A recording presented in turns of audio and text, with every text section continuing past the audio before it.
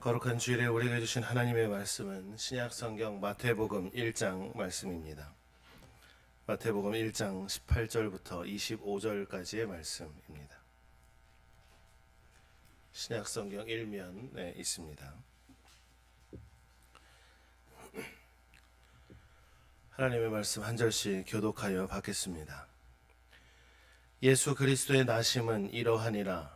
그의 어머니 마리아가 요셉과 약혼하고 동거하기 전에 성령으로 잉태된 것이 나타났더니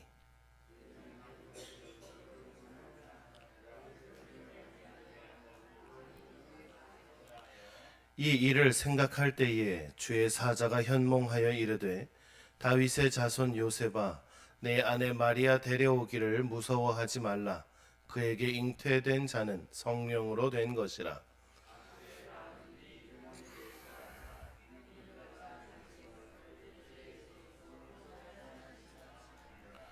이 모든 일이 된 것은 주께서 선지자로 하신 말씀을 이루려 하심이니 이르시되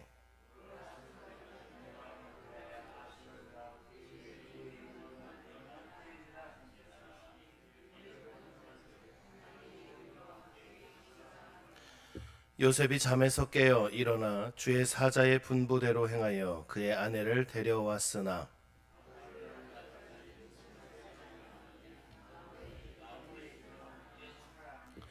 아멘.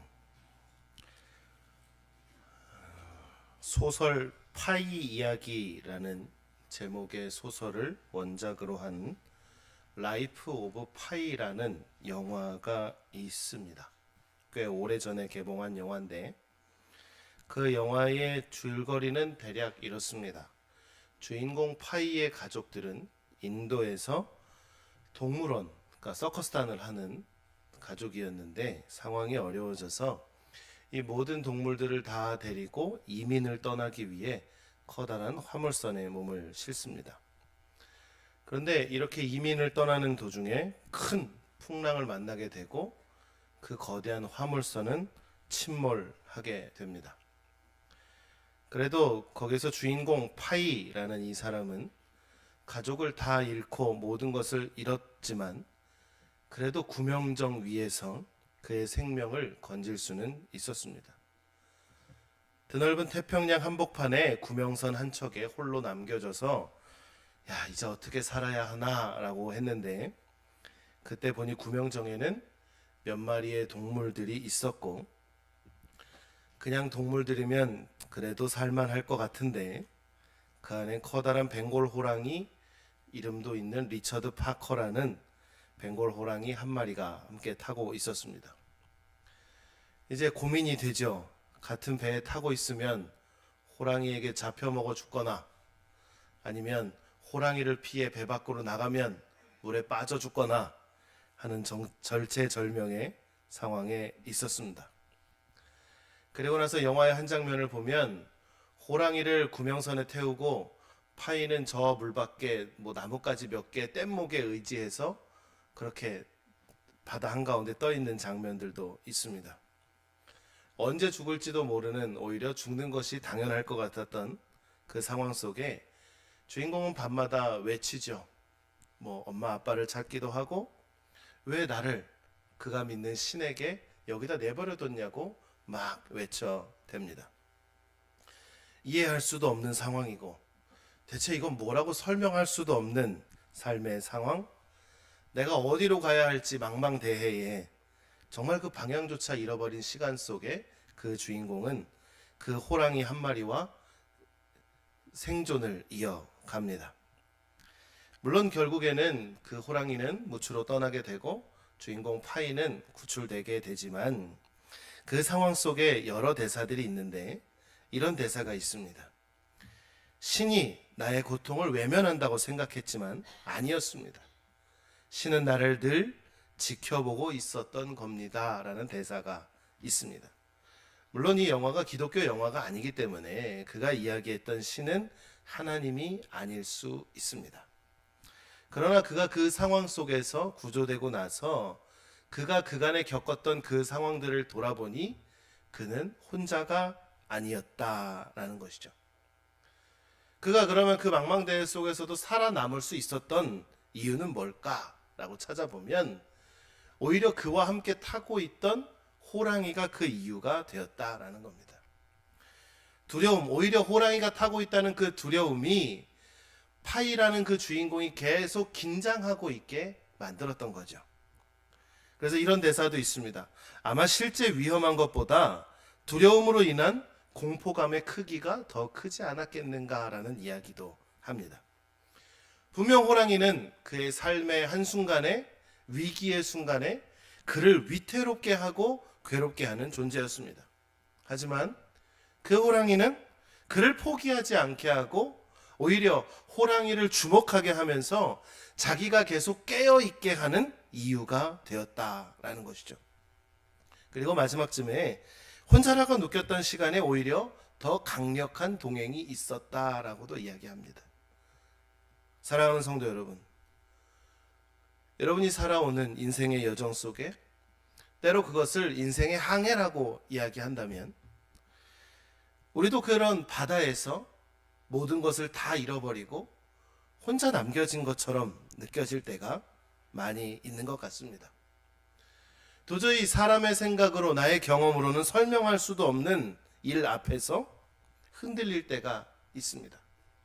어떻게 보면 오늘 우리가 읽은 본문에 나오는 요셉과도 같은 상황이겠죠.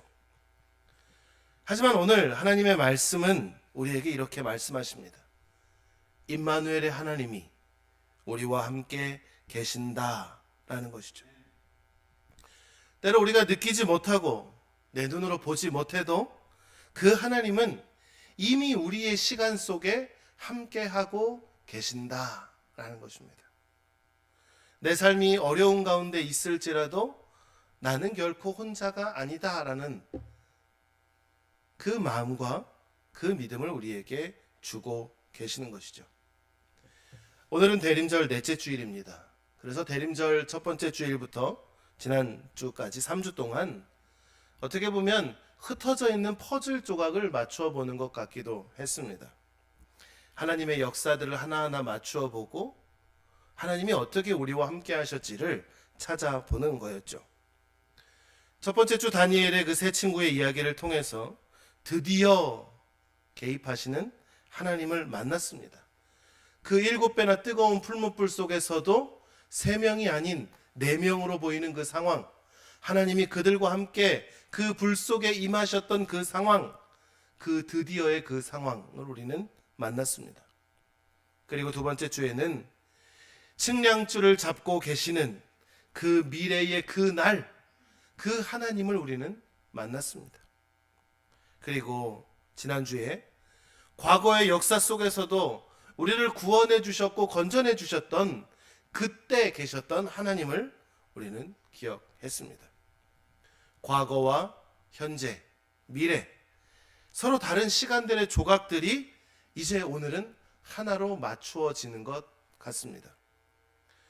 그 세 개의 시간을 관통해서 오늘 지금 이 자리에 앉아있는 우리에게 걸어오시는 한 분이 계시기 때문입니다. 그분은 누구이겠습니까? 이 모든 우리의 삶의 조각들의 그 퍼즐을 하나로 우리라는 존재로 맞추어 주시는 그 중심에는 하나님이 계십니다. 예수님이 계신다라는 겁니다. 오늘 본문은 우리에게 이렇게 선포합니다. 보라, 처녀가 잉태하여 아들을 낳을 것이요 그의 이름은 임마누엘이라 하리라. 아멘. 임마누엘이라는 말의 뜻이 뭡니까? 하나님이 우리와 함께 계신다라는 것이죠. 오늘 이 예배 시간에 그 모든 시간의 주인 되시고 오늘 우리 삶 가운데로 오시는 우리 주 예수 그리스도의 은혜를 우리가 경험할 수 있기를 주님의 이름으로 축원합니다. 우리가 잘 알고 있는 마태복음 1장의 말씀은 첫 번째 이렇게 시작합니다. 아브라함과 다윗의 자손 예수 그리스도의 계보라 라는 겁니다. 아멘. 예수님의 나심은 이러했다라고 하면서 그들의 조상, 예수님의 조상들의 이야기를 쭉 나열합니다. 근데 우리가 구약의 말씀을 알고 있는 것처럼 예수님이 이 땅에 오시기까지 그 여정은 결코 순탄하지만은 않았습니다. 온갖 전쟁 가운데 휘말렸었고, 배신을 당하기도 했었고, 죽음의 두려움 속에 역사가 있었습니다. 이스라엘 백성들은 모든 것이 끝났을 거라는 그 포로의 상황 속에서도 하나님이 회복시켜 주실 것이다라는 그 말씀을 붙들고 이때까지 왔고, 예수님이 탄생하시기 전까지 그들에게는 암흑기가 있었습니다. 우리가 기다리는 메시아는 언제 올 것인가 라는 것이었죠. 그런데 더 혼란스러웠던 건 그 예수님이 오시는 상황도 그리 순탄치만은 않았다라는 겁니다. 요셉을 잠깐 들여다봅니다. 요셉을 보면 그와 결혼할 마리아와 약혼한 상황이었습니다. 결혼을 앞두고 있고 이제 아버지와 함께 그 신부를 데리러 가면 모든 결혼의 과정은 끝나는 상황이었죠.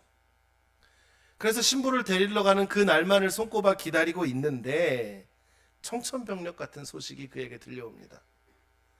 아니, 나와 약혼한 이 여인이 임신했다라는 겁니다. 아직 결혼도 안 했는데 자기와 상관없는 아이를 가졌다는 이 사실이 오늘날도 감당하기 힘든 이야기일 수 있는데 그 당시 요셉에게는 얼마나 힘든 이야기였겠습니까?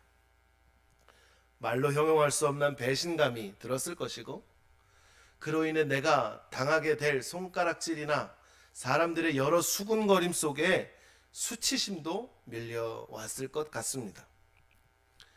대체 이런 일이 어떻게 일어날 수 있는지, 대체 그 여인은 뭘 했는 건지 온갖 생각이 다 떠올랐을 것 같습니다. 이걸 어떻게 해야 하나 하는 그 상황 속에 있었겠죠. 우리의 삶의 상황은 어떻습니까? 내가 많은 것을 준비하고 계획하고 또 내가 삶을 순탄하게 잘 사는 것처럼 보이는데, 그리고 하나님께서 나를 구원하시겠다고 약속하신 그 약속을 내가 붙들고 살아가고 있는데 내 삶이 때로는 나의 이해, 내 머릿속의 생각과 계산, 그리고 내가 간절히 기대했던 것들을 완전히 벗어나 버릴 때도 있죠. 정말 오래도록 준비했는데 내 뜻과 다르게 일이 어그러질 때도 있습니다. 어떻게 보면 결혼은 일륜지 대사인데 가장 축복해야 할 그때가 가장 고통스러운 시간으로 변해 버렸습니다. 그런데 성경은 요셉을 가리켜 의로운 사람이다라고 기록합니다. 그는 율법을 지키는 사람이었고 동시에 사람에 대한 예의를 지킬 줄 아는 사람이었던 것 같습니다. 그래서 성경은 이렇게 기록하죠. 19절입니다. 그의 남편 요셉은 의로운 사람이라 그를 드러내지 아니하고 가만히 끊고자 하여 라는 겁니다. 이거를 막 온 동네방네 이야기하고 마리아를 향해 막 손가락질하고 하는 게 아니라 그냥 조용히 이 결혼을 없었던 걸로 하려고 했던 것 같습니다. 그가 할 수 있는 최선의 배려였을 수도 있죠. 근데 20절의 말씀에 보면 이 일을 생각할 때에 라고 기록합니다. 그냥 요셉이 당한 이 상황을 생각하는 게 아니라 성경 원어의 의미를 살려보면 밤새 뒤척이며 고뇌했다라는 겁니다. 그러니까 한숨 못 자고 뒤척이고 누웠다 일어났다가 대체 왜 그런 건지 그러한 생각 속에 밤새 뒤척였다라는 겁니다. 왜 그랬을까요? 인간적인 억울함, 당황스러움, 짜증, 분노. 근데 성경은 그를 의롭다라고 표현했잖아요. 자기의 의로움으로도 이 문제가 해결되지 않았기 때문입니다. 내가 그냥 이 결혼을 없었던 걸로 한다고 해서 이 사실 자체가 아예 다 없어지는 건 아니기 때문입니다. 내가 완전히 해결할 수 있는 것도 아니기 때문이죠. 율법대로 하면 마리아는 돌에 맞아 죽습니다. 공개적으로 죽습니다. 근데 덮어주자니, 그냥 덮고 조용히 넘어가자니, 이 아이가 내 아이가 아니라는 그 삶이 자기에게 찾아오는 것이죠. 내 힘으로도 내 지혜로도 도저히 답을 찾을 수 없는 상황 속에 요셉은 밤새 뒤척였습니다. 그렇게 뒤척일 때 하나님이 역사하십니다. 20절의 말씀이죠. 다윗의 자손 요셉아, 네 아내 데려오기를 무서워하지 말라. 아멘. 하나님이 그에게 역사하십니다. 주의 사자가 현몽하여 이르되 그에게 말씀하셨습니다. 그리고 그 아이가 어떤 아이인지 정체를 밝히시죠. 성령으로 잉태된 것이고 그가 바로 자기 백성을 죄에서 구원할 예수라고 말씀하십니다. 더 나아가서 이사야 선지자의 글을 인용하여 이렇게 선포하십니다. 그 이름을 임마누엘이라 하리라. 아멘. 문제 앞에서 밤새 뒤척이고 혼란스러웠던 그 상황 속에 임마누엘, 그 하나님이 그에게 찾아오셨습니다. 많은 사람들의 죄를 구원할 자, 그 예수님께서, 하나님께서 요셉에게 찾아오셨습니다. 사랑하는 성도 여러분, 요셉이 겪었던 이 괴로움과 고민 속에 뒤척였던 그 밤들이 혹시 있지 않으셨습니까? 내 앞에 떨어진 문제 속에 이걸 어떻게 해야 되나, 남들한테 알려지면 부끄럽고 내 입으로 말하자니 더 부끄럽고, 이게 들통나면 내가 그동안 쌓아왔던 것들은 다 무너질 텐데, 내가 사랑이란 이름으로 덮어줄 수 있지만 그마저도 한계가 있을 때,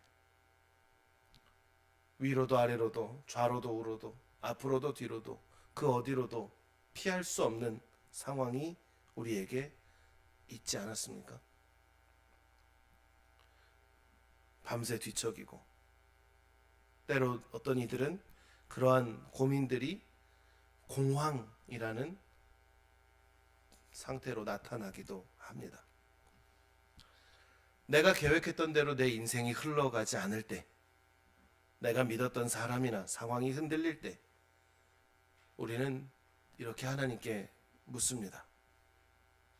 하나님, 대체 왜 그러시는 겁니까? 대체 제가 뭘 잘못했길래 저에게 이러십니까? 저도 참 많이 하는 기도 중에 하나가 이겁니다. 대체 뭘 잘못했길래, 누군가는 팔자 이야기를 하죠. 전생에 내가 무슨 죄를. 네, 하나님, 제가 대체 뭘 잘못했길래 저에게 이러십니까? 이 벌 받는 겁니까? 하면서 저의 온갖 지난날의 잘못들을 다 하나하나 또 꺼내봅니다. 내가 그때 그래서 그랬나? 내가 그때 하나님한테, 하나님이 나를 보시기에 내가 뭔 잘못을 했나? 아무리 생각해도 답이 없었던 때, 그 끝에는 하나님께 그런 기도였습니다. 하나님, 대체 이유가 뭡니까? 그렇게 뒤척였던 우리의 삶의 순간에 하나님이 오셨다라는 겁니다. 그 임마누엘의 하나님이 우리의 삶으로 오신다라는 겁니다. 지난 3주간 그 말씀들을 다시 떠올려 봅니다.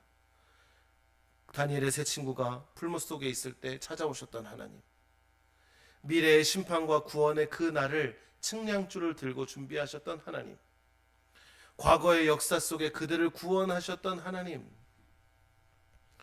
그 하나님이 오늘 예수 그리스도 그 이름 안에, 그 성육신하신 그 몸 안에 다 담겨 있는 것이죠. 임마누엘이라는 말은 단순히 하나님이 옆에 있다 라는 뜻, 그런 위로의 말만은 아닙니다. 구원의 선포이죠.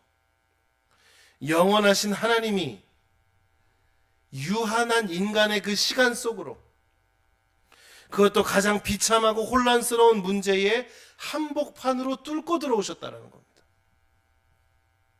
내가 어찌할 수 없을 때, 어떤 이들은 천지가 개벽해야만 바뀌어진다고 하는 그때에, 도저히 사람의 답으로는 나올 수 없다는 그때에, 나까지도 나마저도 포기하고 싶은 그때에 하나님이 찾아오셨다는 겁니다. 예수님의 이 땅에 오심은 과거의 그 약속을 이루기 위해 오신 것이고, 미래의 완성을 향해 우리를 오늘도 이끌어 가시는 것이고, 지금 살아있는 우리들의 삶 속에, 그 아픔 속에 함께 계시는 것입니다. 예수님은 그 모든 시간을 초월해서 계시는 임마누엘의 하나님입니다. 그런 하나님이 계시는데 오늘 우리 삶의 문제는 뭘까요? 요셉처럼 이해 안 되는 상황을 우리도 겪잖아요. 하나님을 믿는다고 교회의 직분을 갖고 있어도, 오랫동안 신앙생활을 했다고 해도 이해가 안 될 때가 있잖아요. 하나님 나 좀 도와주세요. 그렇게 기도할 때가 있습니다. 그럼 우리는 또 이런 소망을 갖죠. 기도했으니까 하나님이 열어주시겠지. 기도했으니까 하나님이 응답해 주시겠지. 모든 문제를 싹 정리해 주시겠지 라고 우리는 기대합니다. 그런데 그게 눈앞에 짠 하고 바로 펼쳐지지는 않습니다. 때로는 마리아가 임신한 것 같은 상황, 감당하기 정말로 벅찬 상황이 내 앞에 찾아옵니다. 때로 하나님이 내가 그렇게 부르짖었는데도 그냥 귀 닫고 눈 감고 입을 꾹 닫고 계시는 것만 같습니다. 그럼 우린 또 묻죠. 세상 사람들은 오히려 더 묻습니다. 당신이 믿는 하나님이, 그럼 우리는 내가 믿는 하나님이 임마누엘의 하나님이라고 하면서 내 꼴은 대체 왜 이 모양이냐 라는 거죠. 하나님이 계신데 왜 내 가정은 여전히 힘듭니까? 교회의 주인이 예수 그리스도이시고 하나님이신데 우리 교회는 왜 그럽니까? 라고 기도할 수 있죠. 사랑하는 성도 여러분, 우리가 겪게 되는 삶의 위기는 내 삶에 처해져 있는 상황의 어려움이 아니라 그 어려운 상황 속에서 하나님을 신뢰하지 못하는 믿음의 위기인 것입니다. 내 삶에 처해져 있는 문제가 위기가 아니라 그 문제 속에서 역사하실 하나님을 믿지 못하는 게 진짜 위기입니다. 하나님이 내 기대와 다르게 일하실 때, 내 뜻함과 다르게 역사하실 때 우리는 하나님이 없다고 단정짓고 두려움에 빠지고 하나님으로 향해 등을 돌리죠. 근데 오늘 본문을 보십시오. 주의 사자가 요셉에게 이야기한 것은, 그래 마리아 때문에 힘들어? 내가 마리아의 상황을 바꿔줄게, 이게 아니에요. 그래 그 아이를 어떻게 내가 도와줄까? 이것도 아니에요. 상황은 그대로예요. 날이 지나감에 따라 배는 불러오고 사람들은 계속 야, 저 마리아 애가 요셉의 애냐? 이러겠죠. 아, 약혼했는데 그랬다고? 하겠죠. 그런데 그 하나님께서 요셉에게 뭐라고 하시냐면 내가 너의 상황 속에 함께 하겠다라고 하시는 겁니다. 그의 이름을 예수라 하라 말씀하십니다. 이것은 구원의 선포입니다. 그 이름을 임마누엘이라 하라. 내가 너와 함께 하신다라는 그 믿음의 그 약속입니다. 사랑하는 성도 여러분, 하나님은 우리의 문제를 저 멀리서 원격으로 이렇게 조종하는 것처럼 해결하시는 분이 아닙니다. 예전에 그 TV를 보니 그런 상황이 있더라고요. 한 배우가 있었는데 멀리서 팬이 그 배우에게 사인해 주세요 그러니까 그 배우가 그러더라고요. 알았어, 받아 적어 하면서 자기 이름을 부르더라고요. 그렇게 해결하시는 분이 아니에요. 찾아오십니다. 진흙탕 같은 현실 속으로 걸어오십니다. 내 찢어져 있는 마음 속으로 하나님은 직접 오시는 겁니다. 그래서 우리의 삶의 그 시간 가운데 함께 견디시는 겁니다. 인간의 몸으로 함께 견디셨던 겁니다. 그리고 마침내 구원을 이루시는 분이다라는 겁니다. 요셉이 그 뒤척이던 밤에 이 말씀을 들었을 때 상황이 즉각 변하진 않았지만 요셉이 변합니다. 24절의 말씀이죠. 요셉이 잠에서 깨어 일어나 주의 사자의 분부대로 행하여 그의 아내를 데려왔으나. 아멘. 이게 해답입니다.